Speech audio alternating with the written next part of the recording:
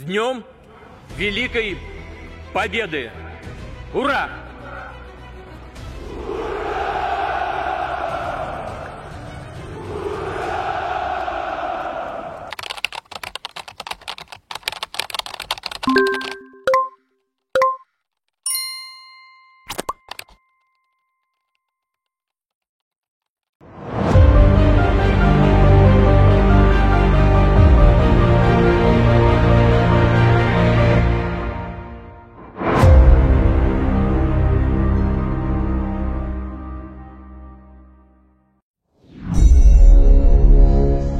Perang Dunia Ketiga versus perpanjangan 3 tahun atau periode ketiga. Intinya semuanya ada tiganya deh. Apapun modelnya ternyata semuanya perang. Yang pertama, perang militer. Yang kedua, perang ego nikmat yang berkuasa. Ingin diperpanjang dengan cara tidak demokratis. Pertama, senjatanya bedil. Yang kedua, senjatanya dengan membentuk opini melalui beberapa pemimpin partai plus pakai media dan buzzer. Partai-partai yang menyadari bahwa dari survei ternyata kepopuleran mereka turun. Pada panik. Daripada ada pemilu, lebih baik tambah 3 tahun lagi karena itu biayanya murah. Juga pejabat yang banyak melakukan penumpukan kekayaan dengan jabatan dan kebijakan pengen nambah lagi 3 tahun biar bisa tambah banyak menumpuk cuannya, biar bisa tambah banyak menumpuk hartanya yang bisa dibawa ke akhirat buat nyogok malaikat, juga biar cukup waktu untuk menghilangkan jejak penumpukan kekayaan pribadi dan kelompoknya tersebut.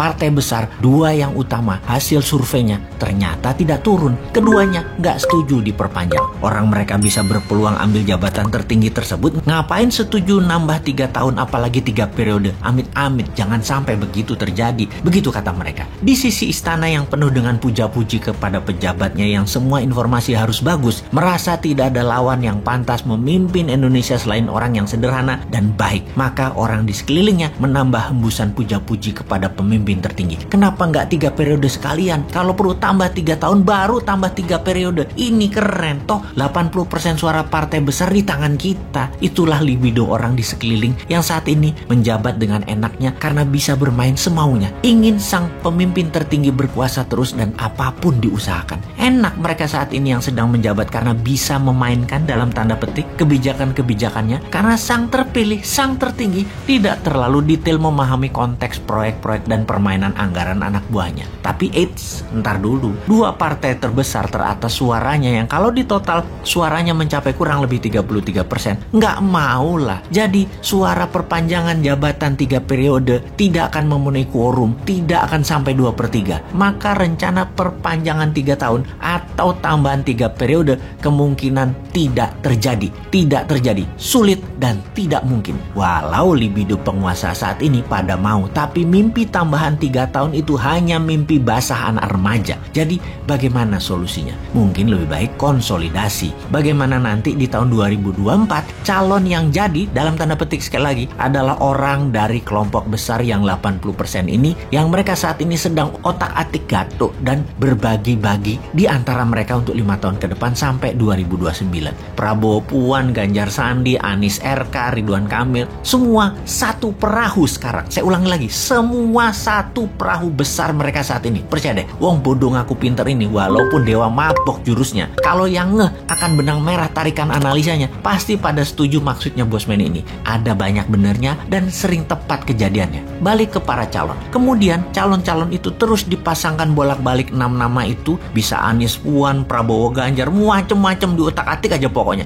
Kompromi-kompromi terus dilakukan. Lobby-lobby, gua dapat apa, gua ngerjain apa, terus diutak-atik. Kalau kita bertanya, mana ada yang mikir misalnya bagaimana minyak goreng murah dan tersedia untuk rakyat di seluruh Indonesia. Segera bagaimana menghindari kenaikan harga dan inflasi akibat perang berkepanjangan dan dunia jadi perang dunia. Bagaimana KKB Papua selesai? Bagaimana melihat KKB ini? Adakah intelijen asing bermain karena Barat merasa diambil haknya karena semua proyek mineral diambil ke Tiongkok misalnya begitu? Nggak ada yang analisa begitu. Nggak ada yang mikirin misalnya lagi bagaimana kalau Rusia menang perang dan konsolidasi kekuatan Rusia baru dengan Tiongkok tersebut dan akan menyerang Amerika. Dunia kemudian akan mempunyai 3 aksis. G3 tiga, Rusia, Tiongkok, Amerika. Dan bagaimana Indonesia bisa berenang di antara ketiganya tanpa dimakan hidup-hidup dan menjadi pemersatu ketiganya dan menjadi negara lebih besar dari ketiganya? Nggak ada yang mikir gituan, nyampe juga kagak. Mana ada yang mikir, sekali lagi. Dan siapa yang mikir seperti itu? Ya hanya Newman yang mikirin langkah-langkah tersebut walau terlihat halu, namun arahnya jelas. Kembali ke politik 2024, apa yang terjadi kalau hanya ada satu pasang calon presiden dan wakil presiden karena sudah terjadi kompromi dan konsolidasi sehingga calon seberang siapapun mereka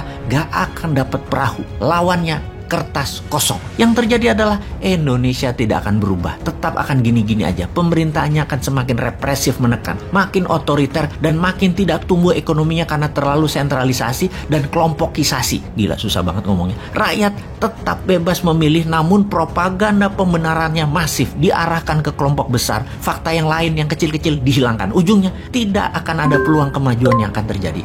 Kok jadi pesimis amat, seakan kalau mereka yang sudah 7 tahun ini menjabat akan membuat Indonesia hartanya hilang. Belum tentu. Buktinya, walaupun semua harga-harga naik, minyak goreng negara penghasil sawit terbesar di dunia hilang dari peredaran, tingkat kepuasan penduduk di atas 70%. Hebat nggak tuh? Mungkin kalau minyak goreng ada, murah, BBM murah, listrik gratis, tingkat kepuasannya 120%, sampai negara tetangga pun puas. Karena kepuasan 70% itu, banyak yang bilang info dari bosman, banyak hoaks, komen-komennya orang mutu, dan cuman ketakutan dari wong bodoh ngaku pinter berasumsi saja. Jadi lanjut deh kalian menjabat, gua mantau perang dunia ketiga aja deh. Mudah-mudahan Putin selon, hajar tembak-tembakin roket ke negara-negara NATO lainnya di perbatasan seberang Ukraina. Pasti ambiar dunia dan old mind pasti bingung karena perang dunia ketiga terjadi.